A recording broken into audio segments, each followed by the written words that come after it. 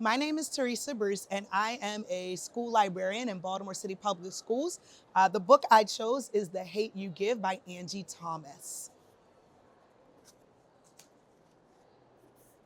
During the other protests, I watched and talked. So now I want to do something. Who said talking isn't doing something? She says, it's more productive than silence. Remember what I told you about your voice? You said it's my biggest weapon. And I mean that. She stares at me a second, then sighs out her nose. You want to fight the system tonight? I nod. Come on then. Miss Ofer takes my hand and leads me through the crowd. Fire me, she says. Huh? Tell me you no longer want me to represent you.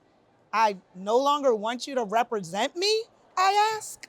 Good. As of now, I'm not your attorney. So if your parents find out about this, I didn't do it as your attorney, but as an activist.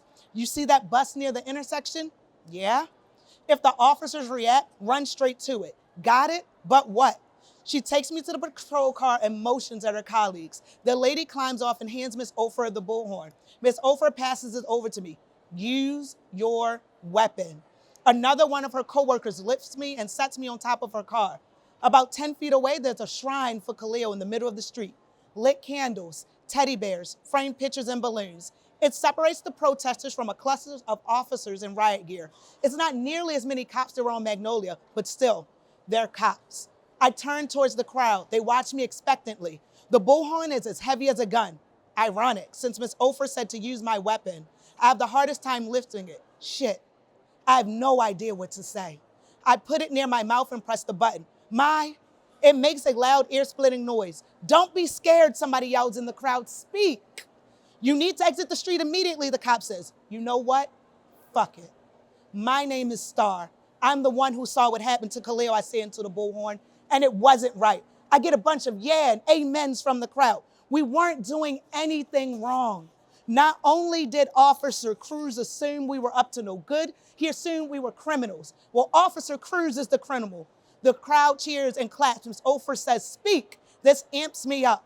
I turn to the cops. I'm sick of this. Just like y'all think all of us are bad because of some people, we think the same about y'all. Until you give us a reason to think otherwise, we'll keep protesting. More cheers and I can't lie. It eggs me on.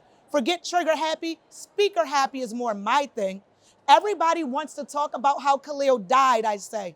But this isn't about how Khalil died. It's about the fact that he lived. His life mattered. Khalil lived. I looked at the cops again. You hear me?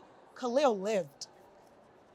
So I chose this passage and this book because it is reflective of many of the experiences that many BIPOC people face in America today. This is also the first book that I put in front of my children when I was a social studies teacher that got every single person to read. And it opened the door to cultivating a culture of reading in my school.